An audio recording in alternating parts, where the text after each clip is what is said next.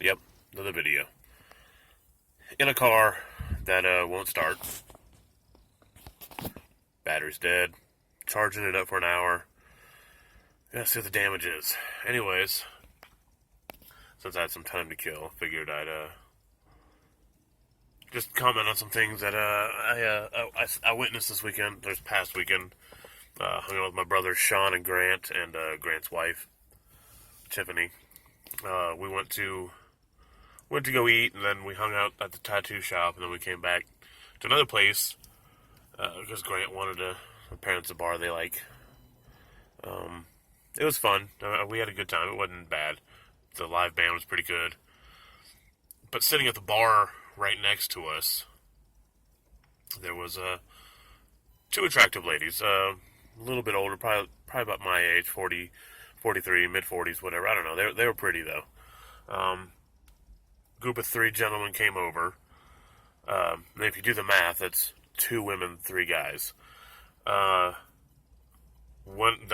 older looking of the gentlemen hooked up with one of the other girls who showed interest. The other two guys, it's hard to describe. They're typical bar guys, I guess. Look like they work out too much. Definitely jacked up. I don't mean like jacked up. I mean like just high on life, maybe. I don't know, drunk. Which that's irrelevant. We're at a bar, so one of the guys clearly was more interested in the other lady. She was showing him attention back. There was the gentle, playful touching, the flirting.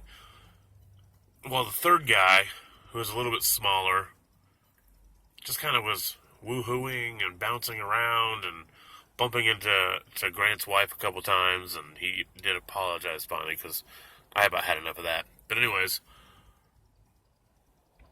it was pretty disgusting to see because the one couple, they were in good conversation. You could tell they were into each other. The bigger guy and the other lady were definitely into each other, but the little guy kept, I don't know, he was like a fly on fresh poop. He just kept lingering and whispering things in her ear, and she'd kind of laugh it off. So finally he disappeared, and we were like, fuck, thank God you got the hint. You lucked out, bro. You're done. Get out. So the one couple disappear for a minute. They come back and they sit down. The older gentleman one. The other couple were facing each other in the chairs, talking, clearly having a good time, singing a song to each other that the band was playing. Sublime, of course. I mean, that's bar culture. You sing terrible music. So then the little guy comes back. We all kind of rolled our eyes because it's like, holy crap. So now he's standing behind the girl, talking to her, whispering in her ear, while, his homeboy is clearly winning this war, whatever you want to call it. And, we tried to ignore it, but it was right there in our face. I mean, they were, I don't know, 2 feet, maybe 3 feet from us. So they were right there. We had no choice but to kind of watch it. And then at one point, I think the little one tried to kiss her, and she laughed it off, and the big dude kind of got pissed. He was like, all right, bro, you take it. You win. You take it, bro. Take it. He was real pissed off, which by all rights he should be. I'm assuming that was his homie. Bro code apparently means nothing anymore. Bow out. Bow out, So he just kept pushing and pushing, laughing it off. The girl kind of tried to calm him down, which was kind of cool because it kind of showed to me that she might have really been into him. So it's nearing our time. We're about to leave, but we're still just enjoying the music and hanging out in the environment. It's a non-smoking bar, so we weren't dying, thank God. My brother and I are straight edge. Sean and I are straight edge.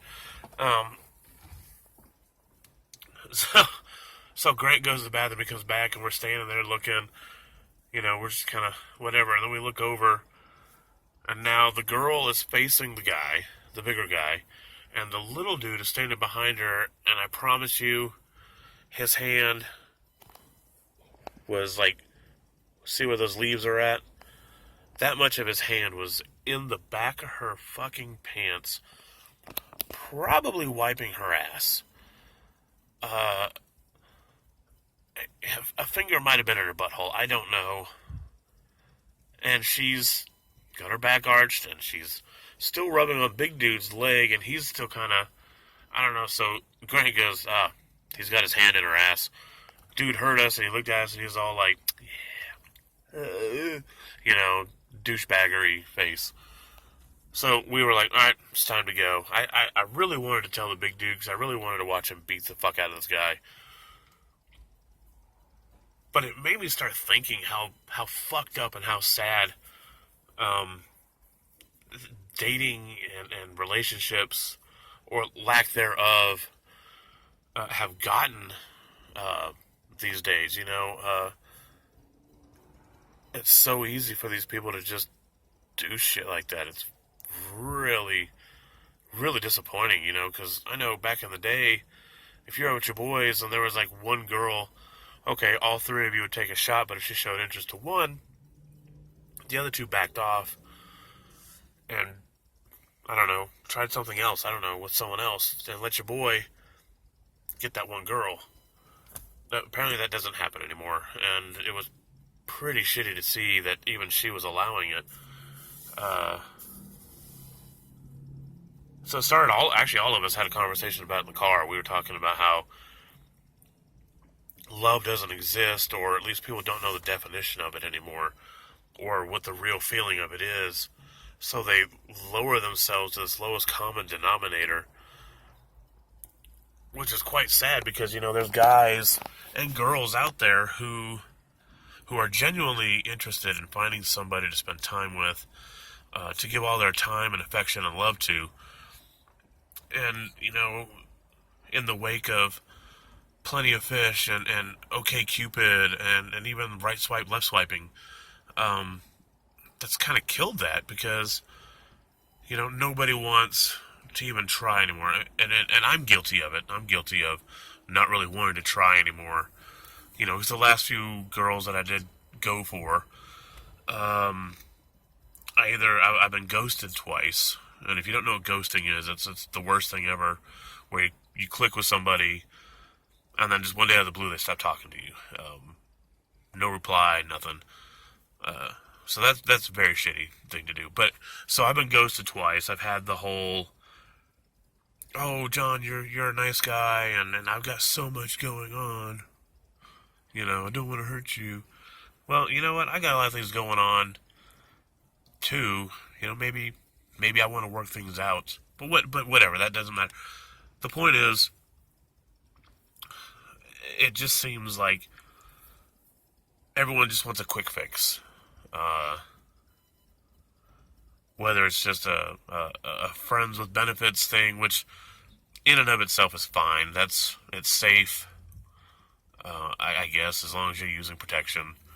I would never discount friends with benefits because, it's one of those things, I guess. You're still cool with that person.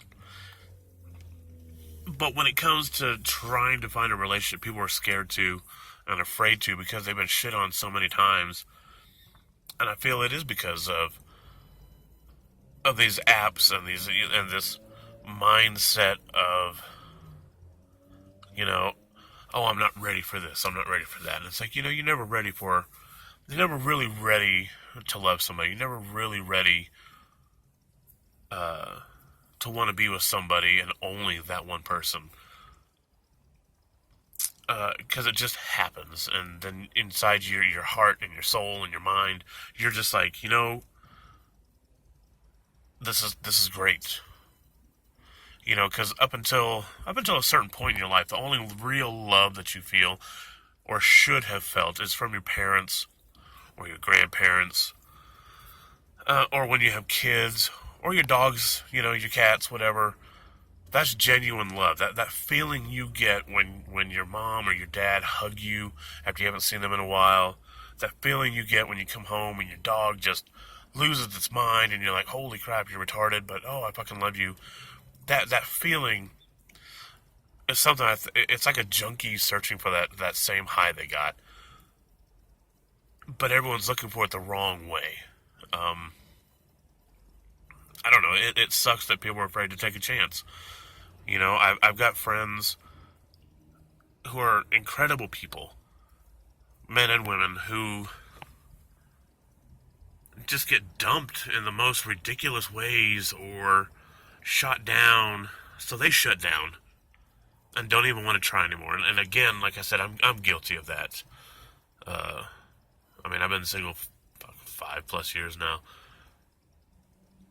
but it sucks on so many levels that no one wants to really put themselves out there. And I mean, you know, there's no solution for it. You know, you could have just talked to the person that you're supposed to spend your life with, but you were afraid to talk to her or pursue her because you didn't want to get hurt, or she told you the same thing. I don't want to get hurt. You know, let's take it slow.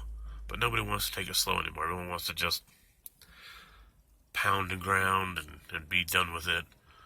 Drink some beer together, whatever people do on dates. I don't know. And again, I don't think there's any solution for it, and it's horrible. So, but that's just my 2 cents. You know,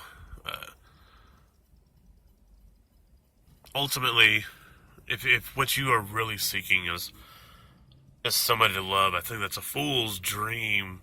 I know that sounds contradictory, but when you're searching for something, it's harder to find it, if that makes any sense. You know, if you're a collector of old 80s movies, you know, there's that Holy Grail movie that you want, you can't find it. It's hard as hell to find it. But when you find it, what do? You give it as much as you can to get it. You know, the seller is selling it for $80. You're probably going to drop $80 on it because you've been wanting it and you just happen to come across it, and there you go.